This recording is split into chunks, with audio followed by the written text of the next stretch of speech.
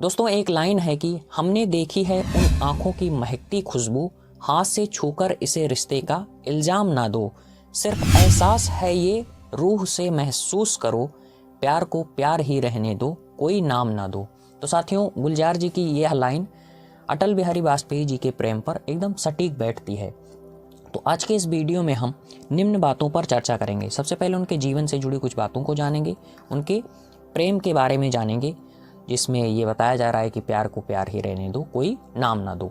और इसके साथ साथ 25 दिसंबर जैसा कि आज उनका जन्मदिन है, जयंती है, और आज के ही दिन भारत में सुशासन दिवस मनाया जाता है।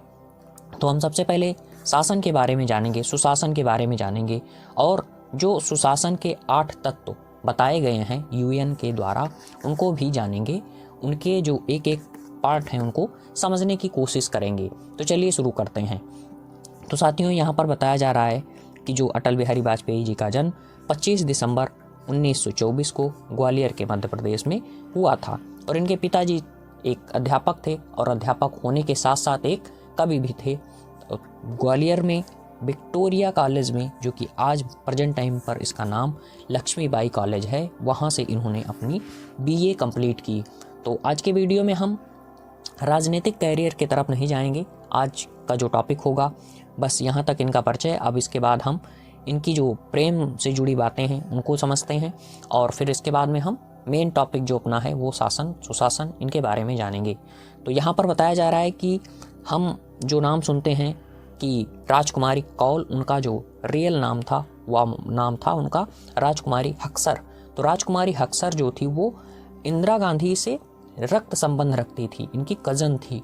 ठीक है दोस्तों। और इसके साथ साथ राजनीति विज्ञान के एक विचारक विनय सीतापत ने अपनी किताब जुगलबंदी द बीजेपी बिफोर मोदी में लिखा है कि वाजपेयी और राजकुमारी के बीच जो रिश्ते का दिल था वह बौद्धिक था।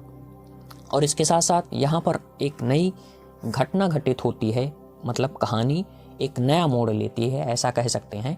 तो यहाँ पर जब वाजपेयी जी जो है कि सांसद बनते हैं तब वे रामजस कॉलेज में भाषण देने के लिए जाते हैं। और वहाँ पर क्या होता है कि दर्शन शास्त्र के प्रोफेसर बृजनाथ कौल और उनकी पत्नी राजकुमारी कौल भी उपस्थित रहती हैं। और राजकुमारी और वाजपेयी 1941 में ग्वालियर में सहपाठी थे, और इनकी जो मुलाकात थी और इनके प्रति आकर्षण जो था वो यहीं से था, क्योंकि ये काफ़ी पढ़ी लिखी घराने से भी थी और इनकी इंग्लिश बहुत ही शानदार थी, धारा प्रवाह जिसे कहा जाता है। और इसके साथ साथ फिर अब यहाँ पर बताया जा रहा है कि तब से और 1960 के दशक के दौरान कौल और वाजपेयी लगातार एक दूसरे के घरों में थे। यहाँ पर जब इनको दिल्ली में जो है कि बड़ा एक भवन मिला, बंगला जिसे कहा जाता है, तब जो है कि इनका जो परिवार था वो यहीं पर शिफ्ट हो गया था। तो साथियों अब हम जानते हैं सुशासन के बारे में, शासन के बारे में। तो साथियों यहाँ पर हम गवर्नेंस के नाम पर जीएस पेपर 2 और जीएस पेपर 4 में नहीं जाएंगे। हम अपने काम भर की जानकारी प्राप्त करेंगे, क्योंकि वहाँ पर हम पारदर्शिता, सहभागिता, जवाबदेहिता जैसे टॉपिक का बहुत विस्तार से अध्ययन करते हैं, लेकिन उतना जानने की ज़रूरत हमें यहाँ पर नहीं है। तो यहाँ पर बताया जा रहा है कि शासन शब्द जो है वह यूनानी क्रिया कुबेरनाओं से लिया गया है, जिसका अर्थ होता है परिचालन। और जो वर्ल्ड बैंक है उसने क्या परिभाषा दी है कि जब जनता के द्वारा, क्योंकि हम क्या करते हैं, सरकार का चुनाव करते हैं, जब सरकार बहुआयामी भूमिका से लोक कल्याणकार, जनता के कल्याण का कार्य शुरू कर दे, तब हम उसे कह सकते हैं शासन, तब हम उसे शासन का नाम दे सकते हैं। अब यहाँ पर हम आइए जानते हैं कि जो प्रशासन है उसे हम स्मार्ट कैसे बना सकते हैं। तो प्रशासन को स्मार्ट बनाने के लिए यहाँ पर कुछ बातें बताई जा रही हैं कि यस से स्मार्ट, जैसे कि लिख देता हूँ। तो यहाँ पर यस से बताया जा रहा है कि यस से सिंपल होना चाहिए, कॉम्प्लेक्स नहीं होना चाहिए। जब अगर हम चीज़ों को सिंपल कर देंगे तभी हम प्रशासन को स्मार्ट बना सकते हैं और अच्छा बना सकते हैं। और इसके साथ साथ यम से बताया गया नैतिक होना चाहिए, और ए से उत्तरदायित्व, ऐसा नहीं कि किसी की कोई उत्तरदायित्व नहीं है, फिर जो मर्जी वही की जा रही है। और आर से रिस्पॉन्सिबल, मतलब जिम्मेदारी योग, आपको कोई काम सौंपा गया है तो आपको उसे जिम्मेदारी से पूर्ण करना है। और इसके साथ साथ पारदर्शिता भी होनी चाहिए। तो विश्व बैंक ने सुशासन की परिभाषा 1992 में शासन और विकास नामक रिपोर्ट में दी थी। अब आइए हम जानते हैं जो सुशासन के 8 तत्व होते हैं उनके बारे में। तो यहाँ पर एक एक शब्द को हम जल्दी से समझने की कोशिश करते हैं। तो सुशासन के जो 8 सिद्धांत हैं उनमें सबसे पहले भागीदारी, और यहाँ पर चाहे मैं थोड़ा सा इतिहास बता देता हूँ जल्दी से।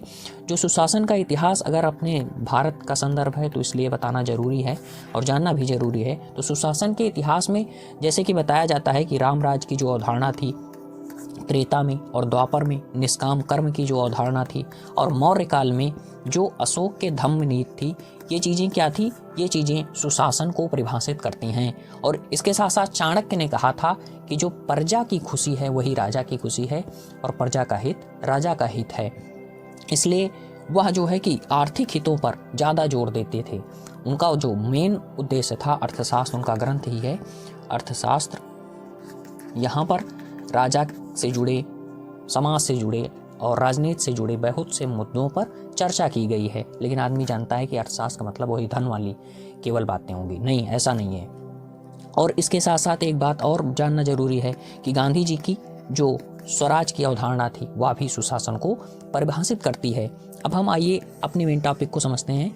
सबसे पहले है भागीदारी। भागीदारी का क्या अर्थ हुआ? भागीदारी का अर्थ हुआ साथियों कि सभी व्यक्ति की भागीदारी हो, सभी वर्ग की, सभी जात की, सभी लिंग की, और सभी जो है कि एक मतलब ऐसा ना हो कि हम जैसे एक एग्जाम्पल लिया जाए कि कोई नौकरी निकली तो ऐसा नहीं कह सकते कि भिन्न जात के लोग इसमें जो है कि फॉर्म भर सकते हैं, ये कर सकते हैं, वो कर सकते हैं, ये योजना केवल फला जात के लिए, फला लिंग के लिए है, जो थर्ड जेंडर है उनके लिए नहीं है, ऐसा नहीं कह सकते। तो इसीलिए कहा जा रहा है कि सबसे पहली बात भागीदारी। भागीदारी का मतलब सभी व्यक्तियों की भागीदारी हो, सहयोग हो। और दूसरी बात आम सहमति उन्मुख। इसका क्या अर्थ हुआ? इसका अर्थ हुआ दोस्तों कि जैसे इसे हम समझने की कोशिश करते हैं फिर से, तो आम सहमति उन्मुख का क्या मतलब हुआ कि हर व्यक्ति के हित अलग अलग हो सकते हैं, लेकिन हमें उस हित को समझने की ज़रूरत है जो सभी के लिए हितकर हो।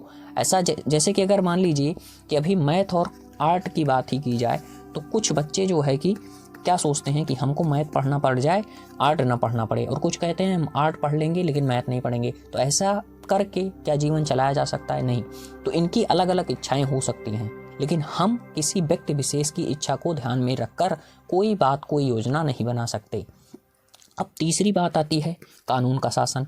तो कानून का शासन, ये जो एक एक टॉपिक दिया गया है ये गवर्नेंस के बहुत बड़े टॉपिक हैं, आप विश्वास कीजिए। अब जैसे कि ये जो बताया जा रहा है कानून का शासन, तो ये जो है इसकी अवधारणा किसने दी थी? डायसन ने दी थी।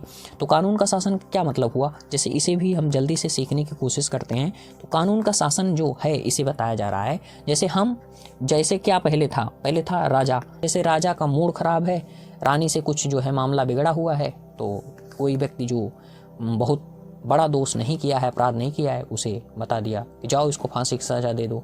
अब राजा साहब ने कह दिया तो हो गया, लेकिन ऐसा नहीं। कानून का शासन का मतलब सभी व्यक्ति जो है वो कानून की नज़र में बराबर हैं, इक्वल। तो यहाँ पर कानून के शासन की बात हो गई, इसे हम बहुत शार्ट में समझ रहे हैं, मैं बार बार कह रहा हूँ। और इसके बाद अगला जो हमारा है जवाबदेही। जवाबदेही का क्या मतलब हुआ कि जैसे शासन जो है, शासन को सत्ता मिली है वह जनता के द्वारा मिली है। शासन को जो सत्ता मिली है वह जनता के द्वारा मिली है, इसलिए शासन को जनता के प्रति जवाबदेह होना चाहिए। यही बात यहाँ पर कही जा रही है। और अगला है कि जो अपना 5वां नंबर है, तो यहाँ पर क्या कहा जा रहा है कि प्रभावशीलता और दक्षता। तो प्रभावशीलता और दक्षता का क्या मतलब हुआ, हम बहुत आसान भाषा में समझते हैं। जैसे यहाँ पर क्या कहा गया कि संसाधन का सही तरीके से यूज किया जाए।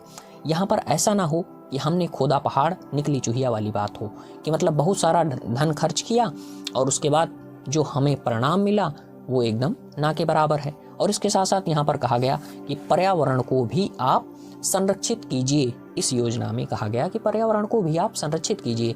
जैसे आपको सड़क बनानी है, ठीक बात है, लेकिन ऐसा नहीं कि वहाँ पर जो वृक्ष हैं, जैसे पता लगा कि 2 किलोमीटर की सड़क बनानी है कहीं से, और वहाँ जो है कि घना जंगल है और आपने पूरा जंगल साफ कर दिया और बताया कि हमने विकास के तौर पर सड़क बना दी, तो ये मूर्खतापूर्ण कार्य हुआ। यही बात यहाँ पर प्रभावशीलता और दक्षता में बताई गई। और इसके बाद पारदर्शिता में जहाँ कुछ छिपाया ना जा सके, जो आवश्यक सूचना है वह जनता को मिलनी चाहिए। यहाँ पर मैंने एक लाइन जोड़ दी है कि ट्रांसपेरेंसी इंटरनेशनल के अनुसार सरकार कब, क्यों और कैसे कार्य को कर रही है, इसकी जानकारी पता होनी चाहिए जनता को। तभी हम यह कह सकते हैं कि यहाँ पर पारदर्शिता है। बात समझ पाए साथियों। और इसके बाद अब अगली जो हमारी लाइन है वो अनुक्रियाशीलता। तो इसका क्या अर्थ हुआ कि जो संस्थाएं हैं वो एक समय में रहकर सेवा प्रदान करें। अब इसके बाद समानता और समावेशी, इसका क्या अर्थ हुआ? इसका अर्थ हुआ समता मूलक समाज से व्यक्ति को ऐसा ना लगे कि वह समाज से बाहर है, जबकि उसे ऐसा प्रतीत होना चाहिए कि वह भी समाज का अंग है। अगर मैं इसका एक उदाहरण पेश करूं तो जो एंशिएंट टाइम की जो सोसाइटी हुआ करती थी वो समता मूलक थी। उसे बैंड फैमिली का नाम दिया जाता था। बैंड फैमिली का मतलब जैसे कि बैंड वाले होते हैं, तो एक व्यक्ति जो है कि ये बजा रहा है, दूसरा ये बजा रहा है, तीसरा ये बजा रहा है, तो मतलब सबके कार्य बनते हैं, सबका सहयोग है। वही बात यहाँ पर बताई गई। तो आशा करता हूँ यह जानकारी आपको काफ़ी रोचक लगी होगी। तो ऐसी ही जानकारी पाने के लिए हमारे चैनल को जरूर सब्सक्राइब करें और वीडियो को लाइक करें, वीडियो को अधिक से अधिक लोगों तक शेयर करें।